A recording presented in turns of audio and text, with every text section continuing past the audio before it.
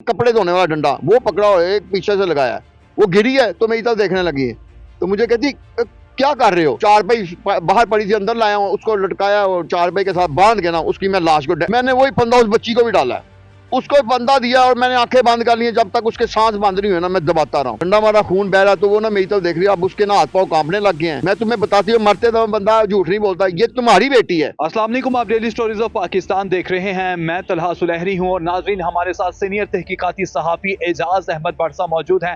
नाजरीन, एजाज भट्ट साहब से एक अंधे कत्ल की असल कहानी आज हम जानेंगे। जी भट्ट साहब। जी, आज जो मैं अपने नाज़रीन को कहानी सुनाऊंगा ये बड़ी दर्दनाक कहानी है और इस कहानी का मुझे क्योंकि बराह रास्त मैं इस तमाम प्रोसेस से गुजरा था, तो मैं चाहता हूँ कि आज अपने नाज़रीन को वो कहानी सुनाएं। ये कहानी का आगाज़ जो है ना बड़ा दर्दनाक है कि मैं एक रोज़ ऑफिस पहुँचा तो मुझे पता लगा कि भगवानपुरा के इलाके में एक माँ बेटी को कत्ल कर दिया। माँ जो है समझें कि 25 से 30 साल के दरमियान थी और बच्ची जो ना वो 3 साल की थी। तो दर्दनाक इस तरह था कि माँ को जो है ना गले में फंदा देके हलाक किया गया था और जो बच्ची थी उसके गले में जैसे फांसी का फंदा बना के और एक चारपाई को खड़ा करके चारपाई का जो वो एक पाया होता है उसके साथ दुपट्टे के साथ लटकाया हुआ था और बच्ची वो जो है ऐसे झूल रही थी और उसकी जो है डेड बॉडी थी। और जब मोहल्लेदारों को एक जो दूसरी बच्ची घर में आई है तो मोहल्लेदारों को तब पता चला है। तो उन्होंने जो है ना उसको जो उस औरत का मियाँ था वो ऑफिस गया हुआ था, तो उसको फ़ोन किया, वो आया और ये जो ना वाक़या सामने आया। पुलिस की दौड़ें लग गई और आला अफसरान भी पहुंच गए, हम भी पहुंचे, देखा बड़ा दर्दनाक। फिर उसकी एक छोटी सी खबर भी लग गई। अब खबर लग गई उसके बाद मैं ना ये जैसे आपको पता है कि दूसरे किसी केस पे काम करना शुरू हो गया। तो एक रोज़ क्या मैं हुआ कि मैं ऑफिस आया हूँ, बैठा हूँ, तो मैं रोज़नामा जंग में उस वक्त भी इंचार्ज क्राइम एडिशन था। तो मैं बैठा हुआ हूँ तो मैं कंप्यूटर पे ना कुछ दहशतगर्दी के वाक़यात की ना सर्चिंग कर रहा था। तो इस दौरान मुझे ना वो जो हेल्पर है उसने आके बताया कि एक शख्स नीचे रिसेप्शन पे आया है तो वो आपसे मिलना चाहता है। मैंने कहा बुला लें। वो मेरे पास आया तो एकदम मेरे ना गले लग के मिला और मैंने उसको बिठाया, चाय शाय मंगवाई। जब भी चाय उसने यानी पीना शुरू की तो उसने रोना शुरू कर दिया। मैंने कहा क्या हुआ है? उसने कहा वो जो एक औरत कत्ल हुई थी और जो उसकी बेटी कत्ल हुई थी वो मेरी बीवी थी और वो जो बच्ची थी वो मेरी बेटी थी। मुझे बड़ा शॉक पहुंचा। मैंने कहा अच्छा, उस वक्त तो मेरी आपसे मुलाकात नहीं हुई थी। तो वो कहता है मैं आपके फीचर पढ़ता रहता हूँ क्राइम के। तो मैंने कहा कि ये इजाज़ भट्ट साहब को मैं बताऊं और ताकि जंग के ऊपर ना मेरे इस केस के बारे में फीचर आए। तो मैंने उससे सारी वो कहानी उसी की ज़बानी सुनी। उसने बताया कि मैं ना बड़ा अच्छा कारपेंटर था, पाकिस्तान में काम करता था। कुछ अर्सा बाद मुझे सऊदीया में जॉब मिल गई, मैं सऊदीया चला गया, वहाँ से मैंने पैसे भेजने शुरू किए। मेरी जो बीवी है उसने जो है ना वो एक प्लाट लिया, फिर उसने उस पर घर बनाना शुरू कर दिया। जब घर बन गया तो मैं वहाँ से ना कारोबार छोड़ के आ गया। जब मैं कारोबार क्या था, नौकरी थी, नौकरी छोड़ के आ गया तो यहाँ मुझे एक पाकिस्तान में एक और जगह पे नौकरी मिल गई तो मैं वहाँ काम करने लगा। इस दौरान मेरी बीवी ने बताया कि मेरे घर ना एक बेटी होने वाली है। तो फिर वो मेरी बेटी हुई। उससे पहले मैंने हमारी क्योंकि 10 साल तक ऐसा कोई औलाद नहीं हुई थी तो मैंने अपने मेरी जो बीवी है ना उसने अपने भाई की यानी उस आदमी के साले की जो बेटी थी ना उसको उन्होंने अपने पास जैसे पैदा हुई दूसरे तीसरे दिन के बाद उन्होंने रजिस्ट्रेशन करवाई और स्टाम्प पेपर लिखा। तो कहता मेरे पास वो बड़ी बेटी थी। उसके बाद ये ना उसके यानी वो जब 6-7 साल की हुई है तो ये दूसरी बेटी पैदा हो गई। तो कहता कि ये टाइम गुजर रहा था तो हम बड़े हंसी खुशी टाइम गुजार रहे थे। तो उस रोज़ भी मैंने अपनी बेगम के साथ नाश्ता किया सुबह और उसके बाद मैं काम पे चला गया। उन्होंने पीछे कोई डाकू आए हैं तो उन्होंने ना मेरी बीवी को भी कत्ल कर दिया और मेरी बेटी को भी कत्ल कर दिया और घर से जो है ना बहुत सारे पैसे भी और वो जो हमारे पास क्राइम सीन मौजूद था, क्राइम सीन में वो सारी उसकी अलमारियाँ और हर चीज़ जो है ना वो बिखरे हुए थे और दराजों में से पैसे निकाले हुए थे, जेवरात निकाले हुए थे। हालांकि वो इतने ज़्यादा अमीर नहीं थे। अच्छा, मैं उस शख्स को देखा तो मुझे बड़ा मासूम सा लगा, भोला भाला। उसकी उम्र कितनी की होगी? उस आदमी की उम्र वो लगता तो देखने को यंग था कि 25-30 साल, लेकिन मैंने उससे जब पूछा तो वो 42 का था। तो उसने कहा मेरी मिसेज जो है 35-36 साल की थी। तो अब ये सारा जो मामला हुआ तो मुझे बड़ा दुख हुआ तो मैंने पुलिस को फ़ोन किया।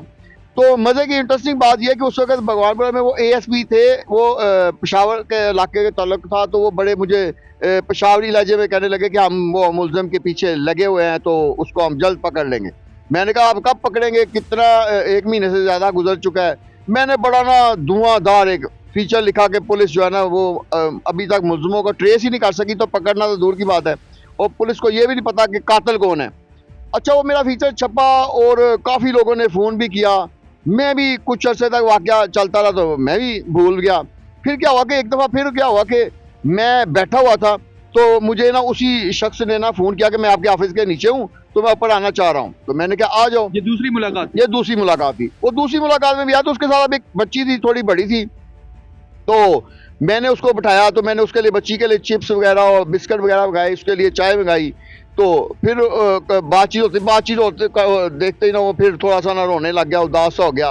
तो उदास होते हुए ना तो थोड़ा सा उसने कहा मेरा भाई साहब ये जो ले पालक बेटी है यही मेरे पास रह गई है, तो मेरी बीवी और बच्ची तो हलाक हो गई हैं, लेकिन पुलिस वाले जो है ना वो मेरे जो है ना कातिलों को मेरी बीवी के नहीं पकड़ रहे। तो मैं भी पुलिस से डिसहार्ट हो गया, तो मैंने भी थाने जाना छोड़ दिया। मैंने कहा अच्छा ठीक है। अब ना वो मेरी ये उससे गुफ्तगू हुई, चाय शाय पी, उसने वो चला गया। मुझे बड़ा अफसोस हुआ कि यार एक बंदे की बीवी भी फोत हो गई है और उसका बेटी भी कत्ल हो, फोत भी कत्ल हो गए हैं, तो पुलिस कुछ कर नहीं रही। मैंने फिर वो एएसपी साहब को फ़ोन किया। मैंने कहा भाई, आप कहते हैं जी हम लगे हुए हैं, बहुत जल्द हम आपको खुशखबरी देंगे। मैंने कहा जी देखते हैं कब देते हैं। अच्छा, वो मैं काम में लगा तो एक दिन रोज़ क्या हुआ कि मुझे फ़ोन आया उसी एएसपी का, तो मुझे वो अपने पेशावरी लहजे, मुझे आज भी वो लहजा उनका याद है। मुझे कहते हैं भट्ट साहब आपने हमारे खिलाफ बड़ा धुआंधार फीचर लिखा था, तो अब हमने असल मुलजिम को पकड़ लिया है, तो आ जाए आप। मुझे भी बड़ा शौक था। मैंने कहा यार इस मुलजिम को जाके, मैंने कहा ये क्या कहते, आप आए तो सही। मैं चला गया। मैं अभी जाके उनसे मिला, मुझे बड़े गर्मजोशी से मिले उन्होंने। वो इंस्पेक्टर था, वो भी जीसी यूनिवर्सिटी का पढ़ा हुआ था, बट फैमिली से उसका भी ताल्लुक था, जिसने इसकी सारी तफ्तीश की थी एएसपी साहब। अच्छा, वो भी मेरे साथ बैठ के कहते भट्ट साहब, वो एएसपी साहब मुझे कहते हैं कि भट्ट साहब आपने जंग पे हमारे बारे में बड़ा धांसू किस्म का आर्टिकल लिखा था और आपने कहा था कि जी पुलिस तो पकड़ती नहीं है, तो हमें क्यों डिले हुआ, इसकी वजूहात क्या थी, ये आज हम आपको बताएंगे। मैंने कहा जी सारी बातें छोड़े, सबसे पहले मुझे वो मुलजम से मिलाएं। तो कहते हैं जी भट्ट साहब वो मुलजम आपका बड़ा करीबी दोस्त है। मैं हैरान हो गया, मेरा ज़हन में आया कि कोई जर्नलिस्ट है, कोई कौन है। कहते हैं नहीं भट्ट साहब आप मिलेंगे तो आपका बड़ा होगा, क्योंकि मेरी उनसे बातचीत होती है। मैंने कहा जी चाय शाय आ गई, बिस्किट वगैरह मंगा लिए उन्होंने। मैंने कहा जी चाय छोड़े, मुझे पहले मुलजम है, मेरा कौन सा ऐसा दोस्त है। मैं हैरान हो गया। अच्छा, उन्होंने कहा लाओ यार जल्दी जल्दी मुलजम को लाओ। वो हवालात में था, उसको निकाला। वो आया पीछे से ना, मुझे, मैं ऐसे बात कर रहा हूँ एएसपी का, मैंने मुड़ के ऐसे देखा, मुझे छनछनाहट की आवाज़ आई ना हथकड़ियों की, तो मैं पीछे देखा तो मैं हैरान रह गया, सट्टे में रह गया। मैं कहा ये क्या है। फिर मैंने कहा एएसपी साहब ये, उन्होंने कहा जी आप बताएं, ये आपका ही दोस्त है। तो मैंने देखा तो वो वही शख्स था जो 2 दफ़ा मेरे पास जंग ऑफिस में डेवस रोड में मेरे पास आया था, 2 दफ़ा आके मेरे साथ चाय पिया थी, और वो उसी औरत का शोहर था, और जो कत्ल होने वाली बच्ची थी उसका वालिद था। मैं बड़ा हैरान हुआ, मैं एकदम खड़ा हो गया। मैं उसको पास आने पर मैंने उसको कहा यार ये तुमने क्या किया। तो बड़ा शर्मिंदा वो मेरे ज़हन में आए कि वो भोला भाला शख्स जो मेरे पास खुद चल के आया था और ये कातिल है, वो इतना बड़ा है। मैंने कहा कि इसको ना अभी बिठाएं इधर। मैंने एसपी से पूछा कि आपको कैसे इस पे शक कैसे हुआ। कहते भट्ट साहब देखें, जब इस तरह का कत्ल होता है ना, तो हमें क्या होता है कि सारी पुलिस के ऊपर प्रेशर होता है मोहल्लेदारों का। जब ये कत्ल हुआ तो इसके ना घर के बाहर कम से कम 500 से 1000 लोग इकट्ठे थे, और बकाया और इर्द गिर्द के महलों से आ रहे थे, और घर में एक बच्ची की लाश टंगी हुई थी, वो उतारी। फिर बीवी की को फंदा लगा था, वो निकाला। घर में जितनी चीज़ें चोरी, उसके फॉरेंसिक रिपोर्टें बनवानी थी और फिर उनकी तस्वीरें लेनी थी। तो ये प्रोसेस हुआ। तो हमने इस बंदे को कहा कि भाई हम जो है ना अभी आप ये इसके पोस्टमार्टम के बाद कफन दफन का इंतजाम करें। कफन दफन में वो जब जनाजा हुआ तो बहुत बड़ा हुआ, हर बंदा, औरतें बड़ी आ गई। तो उन्होंने कहा कि ये तो बड़ा किसी ने बड़ा गलत काम किया है। मैंने पूछा कि आपको कैसे, इसमें कैसे शक हुआ। तो उन्होंने कहा देखिए भट्ट साहब, जब हमने ये सारा मामला किया तो 2-3 दिन हम ना इर्द गिर्द के जितने इलाकों के ना लोग थे या वहाँ के जो डकैत गैंग थे उनको पकड़ा, शाम ने तफ्तीश किया, लेकिन कोई हमें सिरा नहीं मिला। एक दफ़ा क्या हुआ कि मेरा एक और एएसपी दोस्त मेरा आया मिलने, हम चाय शाय पी रहे थे, तो ऊपर से ये भी आ गया कि जी मेरी बीवी का कातिल नहीं पकड़ा जा रहा। तो मैंने कहा बैठ जाओ। मैंने कहा दुखी है, इसके लिए चाय मंगाई, बिस्किट मंगाया। अब मेरे ना एक एएसपी दोस्त ने एक कोई ऐसी मजाकिया बात की या एक लतीफ़ा सुनाया कि जिसमें मैं क्या लगा के साथ, जब मैं हंसा तो मेरा एकदम इसकी तो नज़र पड़ी, तो ये भी हंस रहा था। मेरे दिल में आया कि यार इसकी बीवी, इसकी बच्ची फोत हुई है, इसको लतीफ़ों से क्या हो, ये ऐसे हंस रहा है जैसे इसको कोई फिक्र ही नहीं है। मुझे थोड़ा सा डाउट हुआ, लेकिन फिर भी क्योंकि वो मकतूला का शोहर था, तो हमने थोड़ा डिले किया। मैंने ना इसका थोड़ा सा ना मैंने इन्वेस्टिगेशन अफसर को कहा कि इसका थोड़ा ना खुरा निकालना है, तो वो इसके साथ लग गया। अब आगे चलीसवां का जैसे होना है वो चलीसवां भी हो गया, और इसके जो है ना वो मामला जो है ना ऐसे चल रहे हैं। फिर क्या हुआ कि जी एक दफ़ा इसको हमने दोबारा बुलाया, 3-4 दफ़ा बुलाया, तो मैंने कहा इसके बयान में कोई तजब्जब है। फिर हमने उसको पूछा कि भाई जिस रोज़ वाक़या था तुम्हें कैसे पता लगा। अच्छा, वो तफ्तीशी ने जो लिखा हुआ था ना बयान, उसमें कोई तसलसल नहीं था। मैंने इसको सामने बिठा लिया, मैंने कहा भाई अब तुम मुझे पूरा वाक़या बताओ कि तुम क्या। कहता जी ये हुआ कि मैं सुबह 8 बजे बीवी के साथ नाश्ता किया, नाश्ता करके तो मैं ऑफिस चला गया। मेरा जो दफ्तर है वहाँ थंब इम्प्रेशन भी लगता है, तो मैं कोई तकरीबन 9 बजे के करीब दफ्तर पहुँच गया। मैंने थंब इम्प्रेशन लगाया, मैंने काम शुरू कर दिया। बाद में मुझे पता लगा तो जो है ना कि मेरी बीवी का ना ऐसे किसी ने मेरे बच्ची घर में आई है। कहता हुआ ये कि मेरी जो दूसरी बड़ी बच्ची थी ना वो स्कूल गई थी, वो स्कूल से वापस आई है कोई 1-1:30 बजे 2 बजे तक। तो वापस आई तो दरवाज़ा खटकाई तो दरवाज़ा कोई नहीं खोला, तो महल्लेदार आ गए। तो महल्लेदारों ने कहा क्या हुआ है, तो वो बच्ची कह के एक बच्चा क्रॉस करके अंदर गया। उसने जैसे ही अंदर से दरवाज़ा खोला तो महल्लेदार अंदर चले गए। अंदर से कोई आवाज़ नहीं आ रही। तो जब जैसे बेडरूम के अंदर गए हैं तो अंदर ये खौफनाक मंजर नजर आया। तो लोगों ने चीखें मारनी शुरू कर दी, कुछ खवातीन की तबीयत ख़राब हो गई। पुलिस को कहा गया, तो कहता है मुझे फिर ऑफिस में बताया गया, मैंने ऑफिस से छुट्टी ली और मैं आ गया। मैंने अपने अफसर को कहा कि यार इसके दफ्तर जाओ, क्योंकि ये कह रहा है थंब इम्प्रेशन लगता है, इसका थंब इम्प्रेशन का। देखा तो सुबह का टाइम ठीक था, लेकिन जब इसकी वापसी का हमने देखा ना, तो वापसी का इसका थंब इम्प्रेशन था 2:30 बजे का। अच्छा, हमने अंदाजा लगाया कि 2 बजे बच्ची को पता लगा, 2-2:30 से बजे तक लोगों ने पता चला, 2:30 से 3 बज गए थे लोगों के जाने। तो 3 बजे पता लगा, तो ये 2:30 बजे कैसे वहां से निकल आया, थोड़ा सा हमें डाउट हुआ। हमने इसको पूछा कि तुम्हारे उस वक्त जो था ये मामला, तो तुमने अपने किसको करीबी दोस्त को बुलाया था? उसने कहा मेरा एक भाई फैसलाबाद में होता है, उसको मैंने बुलाया था। हमने इसका कार्ड दिया, तो भाई को इसने 1:30 बजे फ़ोन किया हुआ था। 1:30 बजे से ही, बल्कि पहले के कोई 1 बजे 1:05 पे इसने फ़ोन किया था। अब हमने कहा कि वकूआ का पता चल रहा है 2:30 से 3 बजे के बाद, 3 बजे के बाद ये अपने भाई को फ़ोन कर रहा है। हमने ना एक टीम फौरी तौर पर फैसलाबाद भिजवा दी। फैसलाबाद गई, उसके भाई को कहा कि बताना कुछ नहीं, उसको बस लेके आना। लेके आ गए, उसको कहते मेरे सामने। मैंने कहा सही सही बताओ कि तुम्हारे भाई ने कितने बजे फ़ोन किया। उसने वही टाइम बताया जो हमारे पास कार्ड में निकला। हमने कहा उसने तुम्हें क्या कहा, वो अल्फाज बताओ। इसने कहा कि मेरा जो है ना मेरी ना बीवी को किसी ने कत्ल कर दिया डाकुओं ने, तो तुम जल्दी जल्दी लाहौर पहुंचो। तो मैं भी आ रहा हूँ। जब ये वाला मामला हुआ ना, तो हमने इसके भाई को भी बिठा लिया। फिर हमने कहा कि इसकी बीवी को कत्ल हुआ है, 3 बजे पता चल रहा है, इसने अपने भाई को 1 बजे फ़ोन कर दिया। इसका मतलब कि सारे मैटर का इसको पहले पता है। ये हमारा दूसरा हो गया। तीसरे नंबर पे इसने हमें कहा था कि मैंने और मेरी बीवी ने ना सुबह इकट्ठे नाश्ता किया, और नाश्ता करके मैं दफ्तर चला गया पीछे ढके।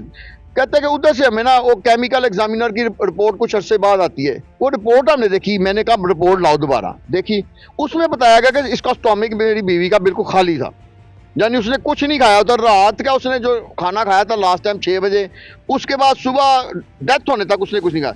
कहता उसका मैदा बिल्कुल खाली निकला। जब उसका मैदा खाली निकला ना, तो हमें 3 सबूत मिल गए कि इसने भाई को पहले फ़ोन किया, दफ्तर से पहले छुट्टी ली, और इसने ये झूठ बोला क्योंकि इसने बीवी के साथ नाश्ता किया ही नहीं था। हमने इसको पकड़ लिया। जब हमने फिर इंटेरोगेट किया ना अपने तरीके से, तो फिर इसने बताया कि मुझे ना जो मेरी बच्चे, जब मैं वापस आया था ना सऊदीया से, तो मेरी बीवी ने कहा कि मैं प्रेग्नेंट हूँ। तो मुझे कहता है उसमें डाउट हो गया कि मैं तो 10 साल से बाप नहीं बांधा था, तो ये किसकी बच्ची है? तो मैंने इसको कहा बताया। उसने कहा नहीं, जब आप वापस आए थे तो मैं आपको एक डॉक्टर साहब के पास जब लेकर गई थी, आप दवाइयाँ खाई थी, अल्लाह ताला ने ऐसा करम किया कि हमारे यहाँ औलाद हो गई। कहता मेरा ना डाउट हो गया, लेकिन उस वक्त मैं मान गया। बच्ची पैदा हो गई, बच्ची का हमने नाम रख दिया, शीजा उसका नाम रखा। तो कहता है कि ना कोई 1-2 साल गुजरे ना, तो मेरे ज़हन में ना फिर से वो बात हो रही कि अब क्यों नहीं हमारी और कोई औलाद हो रही। तो कहता है जैसे ये बच्ची तकरीबन 2.5-3 साल की हुई ना, तो मेरे ज़हन में ना वो एक बड़ा सा शक का ना पौधा जो वो दरख्त बन गया। एक रोज़ मैं ऐसे बैठा था, सुबह ये बना रही थी, वो पराठा था, रोटी थी बना रही थी। तो अभी इसने तवे पे डाली है, तो मैं गया हूँ, तो मैंने वो क्या नाम है, ये जो है नहीं कपड़े धोने वाला डंडा, वो पकड़ा हो, एक पीछे से लगाया है, वो गिरी है, तो मेरी तरफ देखने लगी है। तो मुझे कहती क्या कर रहे हो? तो मैंने कहा तुमने मेरी इज्जत को ख़राब किया, तो मैं तुम्हें मार दूंगा। तो कहता इस दौरान मैंने एक और डंडा मारा, खून बह रहा। तो वो ना मेरी तरफ देख रही है, अब उसके ना हाथ पाँव कांपने लग गए हैं, तो वो जैसे तड़पने वाली हालत है। तो कहती है तुम ये जुल्म कर रहे हो, मैं तुम्हें बताती हूँ, मरते दम बंदा झूठ नहीं बोलता, ये तुम्हारी बेटी है, और इसमें किसी मैंने अपनी इज्जत को हाथ नहीं लगने दिया, ये तुम बिल्कुल गलत सोच रहे हो। तो कहता है, मैं हंसना शुरू हो गया। मैं क्या, अब तुम मरने लगी हो तो ऐसी बातें करती? कहती नहीं, मैं मर जाऊंगी ना, बचोगे तुम भी नहीं। कहता, मैंने कहा अब कोई और है भी नहीं। मैंने कहा कैसे नहीं बचूंगा? कहती है तुम पकड़े जाओगे। तो कहता है मैं आखिरी डंडा मारने वाला था तो मैं हंसने शुरू हो गया, क्या काल गा रहे हो? मैं कहा तुम्हें कौन बचाएगा? तो उसने ऐसे ऐसे देखा तो तवे पे ना वो रोटी रखी थी। कहती तुम्हें ये रोटी पकड़ाएगी। अच्छा, मैं उसको कहा कि पागल की बच्ची, मुझे कहती है रोटी पकड़ाएगी। मैंने डंडा मारा और वो आखिरी शॉट लगी, खून बहा और ये ना नीचे गिर गई। मैंने इसको घसीट के अंदर लेके गया हूँ। अब वो जख्म इतना ज्यादा नहीं था, ये अंदर ले गया। इसने कहा कि इसके सांस तो चाह रहे। इसने उसका दुपट्टा उतारा, उसको फंदा दिया, फंदा देकर उसको मार दिया। इस दौरान कहता है वो मेरी छोटी बच्ची ना रोना शुरू हो गई। बड़ी तो स्कूल गई हुई थी, रोना शुरू हो गई। तो मैंने कहा कि यही तो वो बच्ची है जिसकी वजह से मैंने इसको कत्ल किया है, तो ये क्यों जिंदा रहे? मैंने वही फंदा उस बच्ची को भी डाला है, उसको भी फंदा दिया और मैंने आंखें बंद कर ली। जब तक उसके सांस बंद नहीं हुए ना, मैं दबाता रहा हूँ। कहता वो बच्ची को भी मारा। अब मैंने कहा कोई ऐसा सीन क्रिएट करूं कि ये ऐसे लगे कि ये कोई बड़े जालिम डाकू थे। मैंने उसको वो फंदा डाला है, चारपाई बाहर पड़ी थी, अंदर लाया हूँ, उसको लटकाया और चारपाई के साथ बांध के ना उसकी मैं लाश को फिर मैंने अलमारी खोली, उसमें से सारे पैसे पूछे जो है मैंने निकाल लिए, जेवरात भी एक आध जो सेट था वो निकाला। उसके बाद रजिस्ट्री थी उसको मैंने आग में डाल दिया, क्योंकि रजिस्ट्री मेरी बीवी के नाम थी। असल में वो कहता है कि मेरी बीवी ने जब प्लाट लिया था ना तो उसने अपने नाम पे लिखवा लिया था। तो मैंने कहा था ये सारी पेमेंट तो मेरी है, तो तुमने ये प्लाट और मकान अपने नाम। कहती है ये तुम्हारे नाम पे, आप भी तुम अपने नाम करा लो। उसके बाद कहता है ये प्लाट वाले मामले के बाद जब ये बच्ची मेरे घर हुई तो मुझे डबल शक हो गया, किसी ने प्लाट अपने नाम गया, ये बच्ची किसी और गया। कहता ये शक शक शक ये मेरा ऐसे भरा कि मैं पागल हो गया। अच्छा, वही रजिस्ट्री जो बीवी के नाम पे थी उसने आग लगा दी ताकि जो नेक्स्ट रजिस्ट्री बनी वो मेरे नाम बने। ये सारा करके कहता है मैं बाहर निकला हूँ, मैंने सारी चीज़ें जो है ना मैनेज की हैं, अपना हाथ धोए हैं। उसके बाद ना मैं क्या किया कि वो डंडा भी छुपा दिया है और मैं ना तेज़ी से दफ्तर पहुंचा हूँ। दफ्तर जाके मैंने थंब इम्प्रेशन लगाया, ड्यूटी करने लगा। अब ड्यूटी में मेरा दिल नहीं लग रहा। जब बड़ी मुश्किल से 1 बजे के करीब का टाइम हुआ ना तो मैंने जल्दी जल्दी घबरा के अपने भाई को फ़ोन किया है। मैंने कहा जब पुलिस आएगी तो सारे मामला तो होंगे, तो मैं तो अकेला रह जाऊँगा, तो मेरे साथ कोई ऐसा खड़ा होने वाला हो। तो मैंने कहा भाई सबसे है। तो मैंने भाई को कहा कि 2 घंटे का 2.5 घंटे का सफ़र भी है फैसलाबाद से। मैंने उसको 1 सवा 1 बजे फ़ोन कर दिया कि तू लाहौर आ जा। वो भी बेचारा काम छोड़ के सारे आया। जब तक मैं 2:30-3 बजे के बाद 3 बजे के बाद कहता है मैं पहुंचा हूँ अपने उस वकुआ पे, अपनी जगह पे। उस वक्त तक थोड़ी देर बाद मेरा भाई भी आ गया। तो इसलिए पुलिस को हम दोनों भाइयों को इकट्ठा देख के और मुझे भी सुकून हो गया। और मैंने कहा मेरी प्लानिंग बड़ी मजबूत है। वो कहता है कि अगले 4-5 महीने मेरे ऐसे ही गुजर गए। मैंने कहा पुलिस को मैं बार बार कह रहा हूँ, जंग में मैंने फीचर भी लगवा दिया है, अब ना मैं मुतमिन हो गया। कहता है लेकिन एक बात थी कि मैं रात को जब उठता था ना तो मैं सोते में उठ जाता था। उठ के ना मुझे ऐसे ना अपनी बीवी रोते हुए चीखते हुए नजर आती थी, तो बच्ची की ना रोने की आवाजें आती थी। कहता मेरी नींद ना, मेरे पसीने छूट जाते, मेरी नींद खत्म हो जाती। मैं उठ के तारों को देखना शुरू कर देता। कहता मुझे वो एकदम ना अंधेरे में आवाज आना शुरू होती कि तुम्हें ये रोटी पकड़ाएगी, तुम्हें ये रोटी पकड़ाएगी। ओ मैं कहता मुझे पहले तो अपने कह के सुनाई देते, फिर मुझे वो आवाज आती कि तुम्हें ये रोटी पकड़ाएगी। मैं कहा रोटी कैसे पकड़ा सकती? कहता मैं इतना खौफजदा हो गया कि मैंने अपने घर को ताला लगाया और मैं ना कहीं और जाके ना रहने लग गया। अपनी बहन थी उसके घर जाके रहने लग गया, मैं उस घर में ना जाऊं। तो फिर ये हुआ कि कहता कि ये पुलिस को पता नहीं कैसे शक हुआ है, तो इन्होंने पकड़ा। पुलिस का जो शक मैंने आपको बता दिया है। अब ये सारे वाकया का लब। अच्छा, एक और चीज़ भी हुई। इसने ना शुरू में पुलिस को जब कुछ नहीं पकड़ा है तो इसने अपने एक जो होता है ना ब्रदर इन लॉ, या जिसको सांडू कहते हैं, वो जो है ना उसको भी पकड़वाया। वो कहा कि ये जो इसकी बीवी है ना, मेरी बीवी से वो कमेटी के पैसे मांग रही थी, तो इसने आके मुझे लगता है कि पीछे ना दोनों मियाँ बीवी ने मेरी बीवी को ना मारा, पैसे छीन के ले गया, घर से पैसे भी गया। मैं पुलिस ने उन दोनों को भी बड़ा मारा। एसपी ने बताया कि वो बेचारे बंदे को, उस मियाँ को जो है हमने बहुत मारा, और जो उसकी बीवी है उसको लेडीज पुलिस ने अच्छी खासी उसकी दुर्गत बनाई, लेकिन वो दोनों बेगुनाह थे। इस यानी चलाक शातिर मुल्ज़िम ने पहले उनकी अच्छी खासी पिटाई कराई और लड़के को हमने जुडिशल भी कर दिया शान तफ्तीश करके। तो कहने का मतलब कि वो कातिल ना निकले। बाद में फिर उनकी जमानतें हुई, सारा पुलिस ने उसको उनका क्लियर किया।